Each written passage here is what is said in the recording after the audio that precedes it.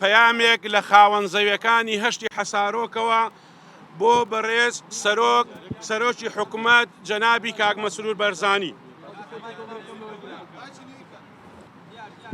ماوەیەک بەسەر سەردانە مەیدانەکەی بەڕێستان بۆ سەر زەویەکانی هەشتی حەسارۆک تێپەڕی و خزمەتگوزاریەکان هەر نەگەیشتن. خاوەخاوی لێ دەکرێت. ئەگەر چی لەگەڵ هاتنی بەڕێستان بۆ سەر زەویەکان ئاهێک کرا بەبەری خاوەنەکانیانە و دڵخۆش بوون بە بڕیارەکەتان. لێرەشەوە سوپاسی جەنابتان دەکەین کە یەکەمین سەرۆکوەزیران بوویت بە درێژایی چەندین کابینەی ڕابردوو سەردانی زەویەکانت کردبێ و بەڵێنت پێدابن کە خزمەتگوزاری پێدەگات. بەڵام ئەوەی تێبینی دەکرێت وەزارەتەکانی ڕاستپێراویش بە پێی پێویست بەدەم داواکەی جەنابتانەوە نەچوون. لێرەوە دەنگی ناڕەزایی خۆمان دەگەینینە جەنابت و لە بەرامبەر ئەو مافەی کە 20 ساڵە لێمان زەوت کراوە بە بیانووی جۆراوجۆرەوە خەریکە دەکەوێتە گومانەوە.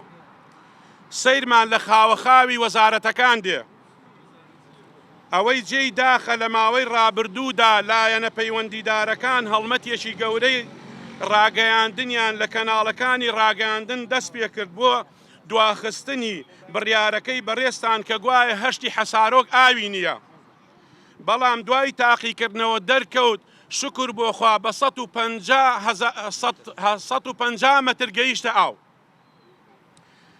بەڕێز سەرۆکی حکوومەت حەقی خۆمانە بپرسین دوای 20 ساڵ لە دابشکردنی ئەو زەویانە بە دەیان گەڕەکی نوێ بە سەدان شوقە بە سەدان شاری تازە لە هەولێر دروستکران و باشترین خزمەتگوزاریان پێگەیشتووە. ئەمە لە کاتێکدایە ئێمە 34 جارە داوا دەکەین و گردبوونەوە ساز دەکەین. بەڵام تا ئێستا کێشەکە بە کردداری چارەسەر نەکراوە. شتێکی دیکە کە شایانی هەڵوێستە لە سەرکردنە بەشێک لە بەرپرسان و تویانە گوایە ئێمە خاوەنی نووسنگەکان و دەوڵەمەندەکانن ئەم گردبوونەوانە ڕێک دەخەن بۆ یاریکردن بە نرخی زەویەکان. بەڵام ئەو جۆرە قسانە دوورن لە ڕاستیەوە.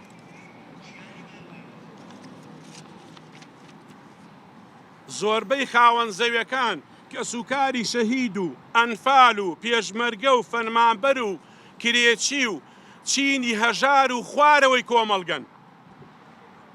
پەیمانمان ئەوەتانێ دووبارە داوا لە بەڕێستان دەکەین کە بێنە سەر خەت و جارێکی کە ڕێگا نەدەن یاری بە چارەنووسی هەزاران خەڵکی ڕەشوڕووتی ئەم شارە بکرێ و کە دەیان قوربانی و سەدان قوربانیان پێشکەش کردووە. ئەم خاڵانەی خوارەوەش پوختەی داواکارەکانمانن. یەکەم کردنەوەی ڕێگە پێدان بە دابەشدوو بۆ زەویەکان هەروها ڕێگە بدرێت بە خاوەن زەویەکانی 125 مەتری لەسەر زەویەکانیان خانوو دروست بکەن. دوو داوا دەکەین بە زووترین کات خزمەتگوزاری بۆ هەشتی حەسارۆک و بێت و چیتر بە بیانووی جۆراوجۆرە و دوان نەخورێ و هێواشی و خاوەخاوی لێ نەکرێ. سێ هەر کاتێک ئێمە دەمانەوێت گردبوونەوەیەک بکەین لایەنێکی دەستەڵات دێتە سەر خەت و بە بەڵێنی هێنانی خزمەتگوزاری بۆ خەڵک. بەڵام پاش ماوەیەک بەڵێنەکان لەبیر دەکرێن و بەو شێوەیە گاڵتە بە شعوری خەڵک دەکەن. لە کۆتاییدا بەڵێنمان داوە ئێرە چۆڵ ناکەین تا ڕاستەوخۆ جەنابی سەرۆکی حکوومەت نەبینین. تاوەکو بەڵێنمان پێ بدا کاتمان بۆ دیاری بکات داواکاریەکانمان بە زووترین کات جێبەجێ بکرێ و سوپاس بۆ ئامادەبوونی هەموو لایەکتان.